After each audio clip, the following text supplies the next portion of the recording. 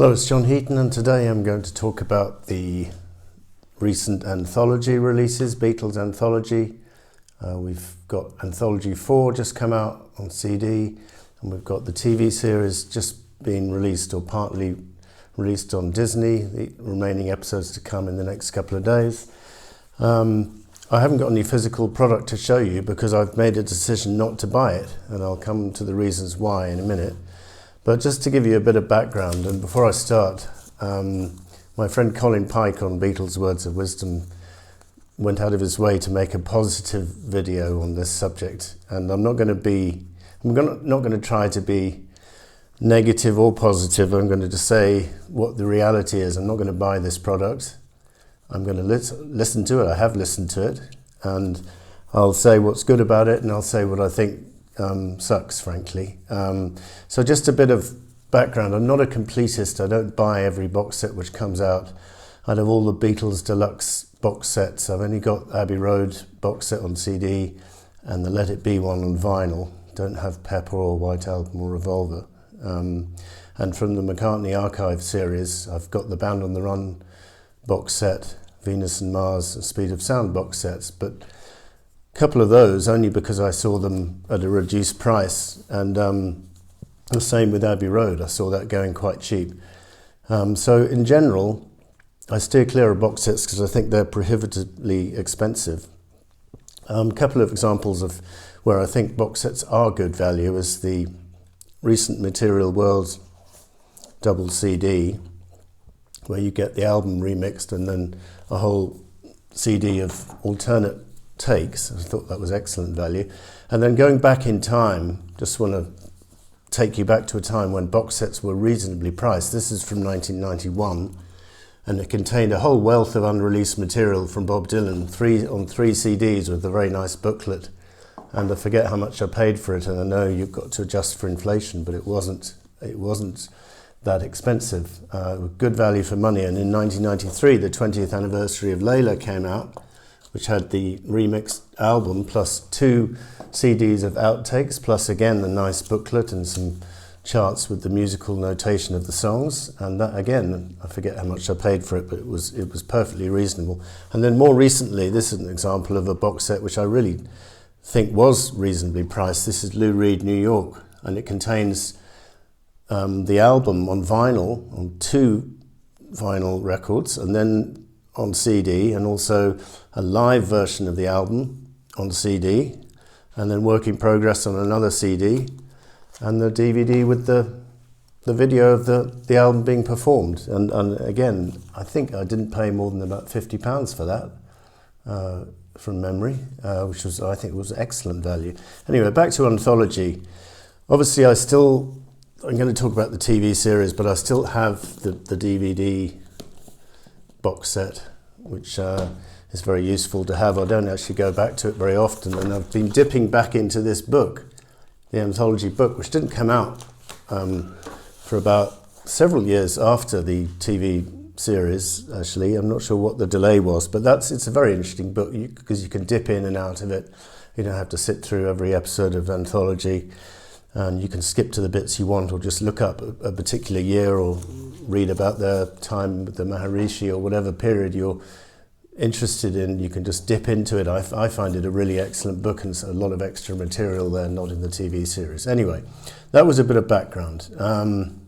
By the way, a lot of other recent releases I've not chosen to buy. For example, the latest Rolling Stones album, I didn't buy that on vinyl or CD.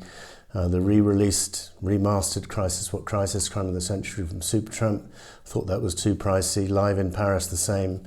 And then Wings put out this recent compilation. But I thought it was disappointing because there was no new material, and McCartney fans have really been clamouring for the Back to the Egg and London Town box sets, and we get given this 3 vinyl expensive compilation. If you want to get the stickers and the poster and the book, you have to pay more than £100 for it, so which I think is extortionate. So I skipped that one.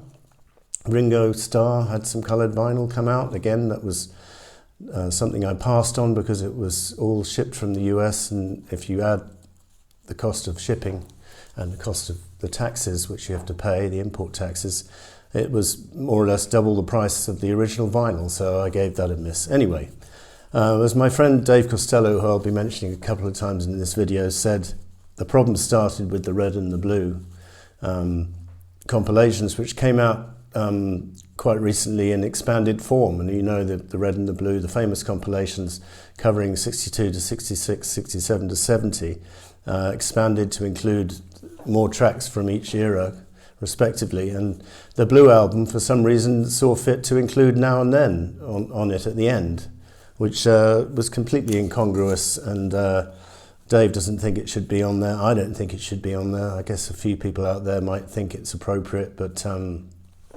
to me, the tracks Free as a Bird, Real Love, and Now and Then, if they belong anywhere, it's on Anthology. That's where they belong, not on a proper album or Beatles compilation, in my opinion. Anyway, to the subject in hand, Anthology 4.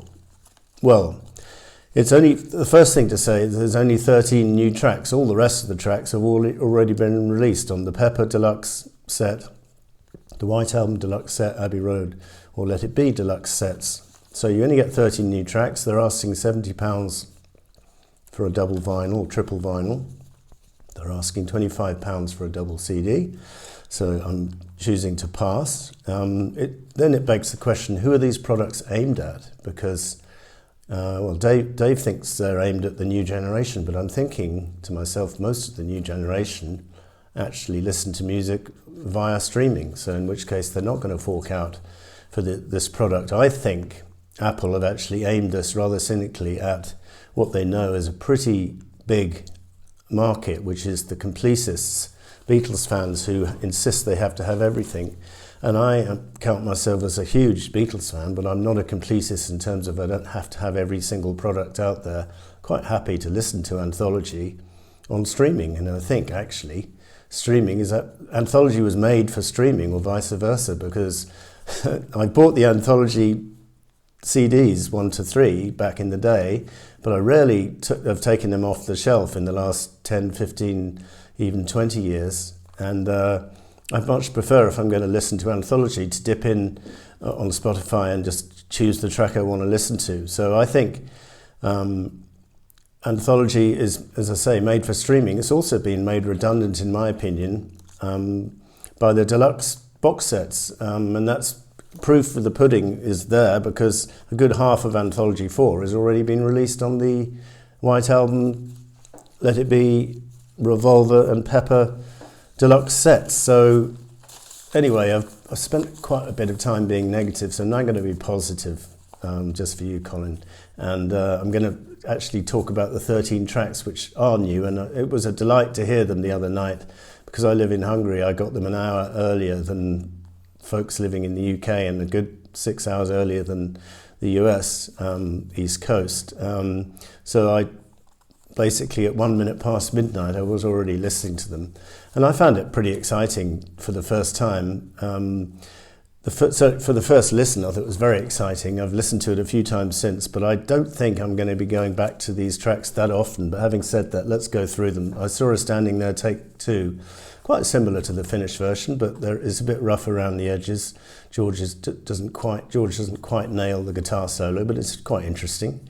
And good bits of chit-chat in the studio before the take and after the take in many of these cases. Money is quite an energetic version of the song, pretty similar to the album version, if I'm honest. This Boy had already been released on the Free as a Bird CD single, but it's a very amusing rendition because it breaks down in the middle, and they say "That's Boy" by mistake, and they're singing different words together at certain stages of the song.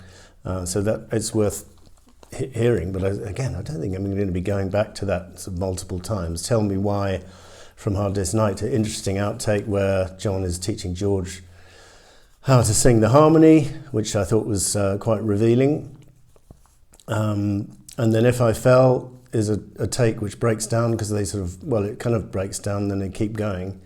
And it's just a wonderful song, as we all know, but one is going to go, but I'm going to go back to the album version, whether it's the stereo with the slight falter in Paul's high vocal at one point, or the mono version, which doesn't have that. I think I've got that the right way round.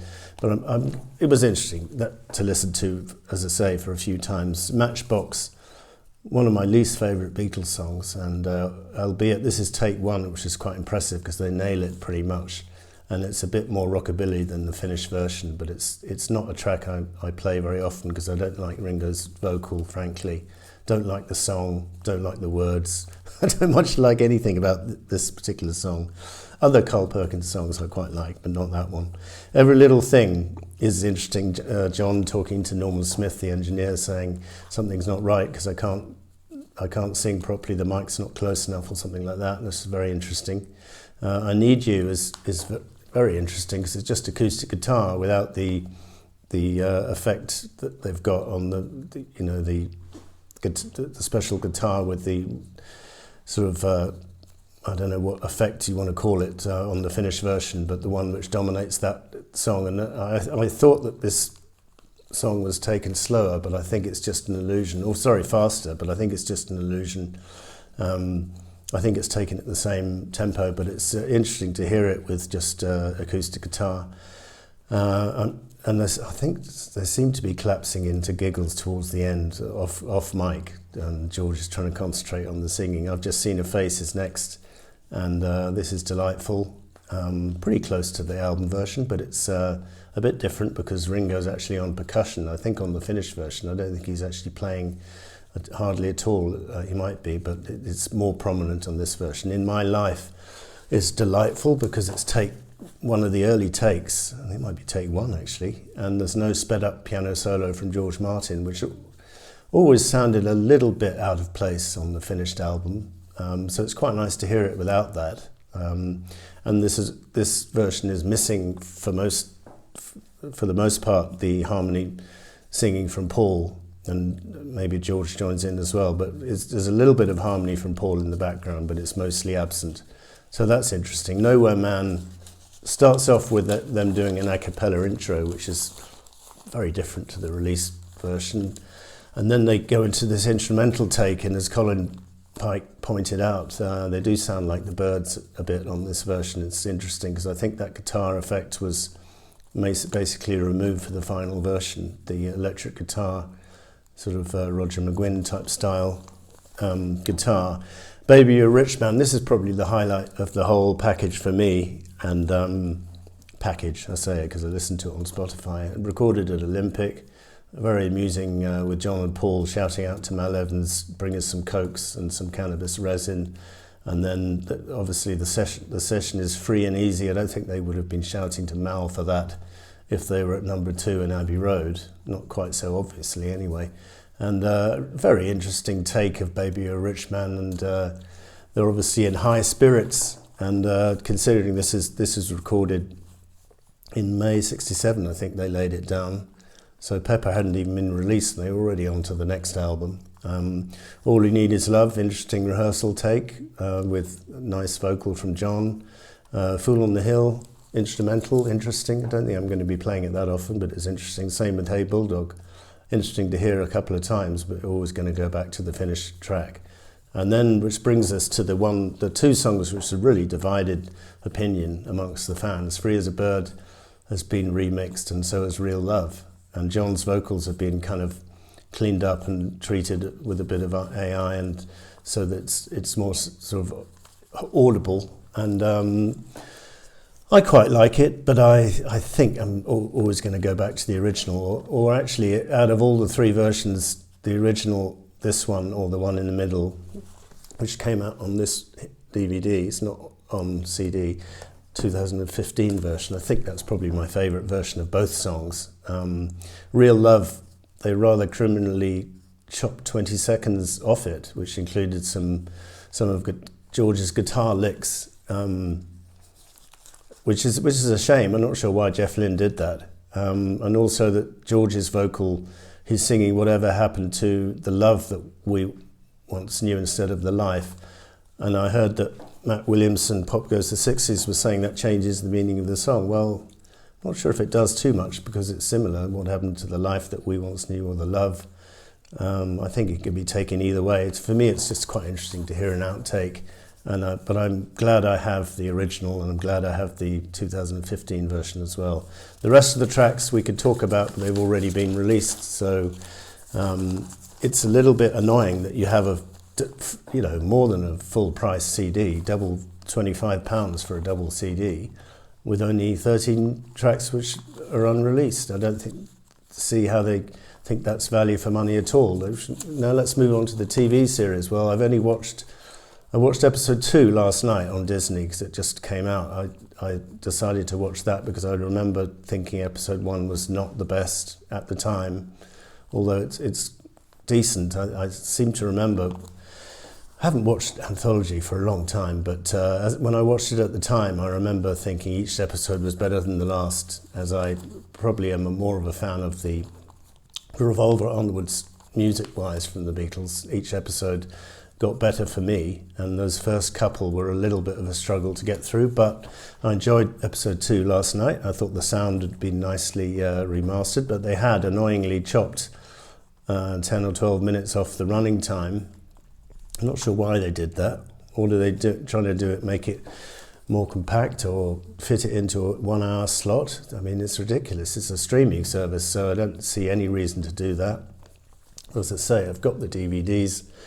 I can go back, and I think the main thing about this new release is the sound quality of the song material when they're singing has been improved, and the actual interviews, one is a little bit tired of some of them because one's heard them so many times, like Ringo telling the story during the White Album when he goes around to the other Beatles houses and said, I don't think I'm playing very well, and they say, I thought it was you three.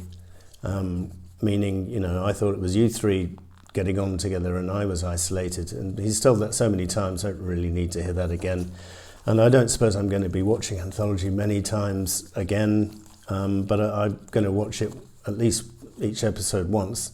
I hear they've got rid of the setting fire to a condom in the days of Pete Best in Hamburg for some reason. Maybe they thought it wasn't politically correct to talk about that or something, but that's disappointing. And there's a picture to publicise the anthology, which is from Hamburg, I think, where instead of Pete Best has been airbrushed out of the picture and Ringo's been inserted using AI, and it didn't explain it at all, and it was used to promote Anthology in an article by The Guardian, who then had to point out that the photo was digitally altered, and I also saw it was used by Mojo in their review of the album, so it's part of the publicity, and I think it's a bit ridiculous that they just sort of photoshopped that picture, because a lot of people are not going to know any better than to think that Ringo was in that picture, although he doesn't look the same size as the others if you look carefully. Now, there is an extra episode of the Anthology TV series, episode 9, but I think it's basically going to be the same as the final episode here, the extras. I think there might be a little bit more material. From the reviews I've been reading, it's a little bit more of George being grumpy in 1995 and saying that You Never Give Me Your Money is a bit cheesy when they're listening back to it, which probably didn't please Paul. So I'm not sure if it's essential viewing. I don't think it's going to add too much to our knowledge. Be good if they could find what would be interesting if they found the film footage of the Tittenhurst Park 22nd of August 1969 last photo session, because there was someone with a camera filming stuff, and we've only had a few seconds of that over the years. I'm not sure how much exists, but what I will say about the Beatles TV anthology, I think it's been largely made redundant by this release here, which is no less than 20, 30, so it's 50 promotional videos. And the main reason we were all excited at the time of the Beatles Anthology back in the 90s is we didn't have a way of seeing Paperback Writer or Rain videos or a Hey Jude video, All You Need Is Love, and we could see them on the anthology. Well, now they've been released on here. If you want to watch the promo videos, this is what you go to, or you can even get most of them on YouTube. So why would you watch the anthology unless you want to re-watch the interviews, which, again, after a couple of listens are going to get a little bit tedious. So that was the TV thing. Noticed the reviews, what The Guardian hedged their bets and had one guy raving about the anthology and one saying it was a waste of time, so that was interesting. Mojo were quite positive. I haven't read many other reviews. So the bottom line is there's no obligation to buy this product. You can find it if you've got Apple or even YouTube. I think it's available on, or Spotify. You can just go there, and if you've got a subscription, you won't have to pay a penny more, and that's what I've done. But I'll leave it to Dave Costello to say one of the last things in this video. The gap between what fans are being given and what they want is huge, and he's right. Because what Beatles fans want is the remaining albums in deluxe format: Rubber Soul, Help, Beatles for Sale, Please Please Me with the Beatles, and Mystery Tour. And from McCartney they want Back to the Egg in London Town primarily, archive releases please. We want, from the Beatles camp, we want the Shea Stadium film, we want the Star Club tapes. Colin, yes, that's your favourite. Do we want the 27-minute version of Helter Skelter? Well, I guess we do, but I don't suppose if we did have it, we would listen to it very often. It'd be a bit of an ordeal, I think. Carnival of Light, this famous track from '67, if it was any good at all, I think it would have already slipped out over the years. So I'm guessing it's going to be a letdown if that ever comes out. From the George camp, we want to see the '74 tour footage. Thank you very much. We want to see expanded Somewhere in England with the 4 tracks which were rejected by the record company. We want to see expanded versions of Dark Horse, Extra Texture, 33 1/3, and self-titled. From John, keep going. You're doing a great job. The John Lennon estate, but just don't censor any tracks. That's the only criticism I have of the John Lennon estate. But looking forward to Walls and Bridges Deluxe coming next year. And from Ringo, well, I would love Deluxe, but we're not going to get it, are we? So that was the anthology. No product to show you, but that was my honest view. Thank you for watching, and we'll see you next time.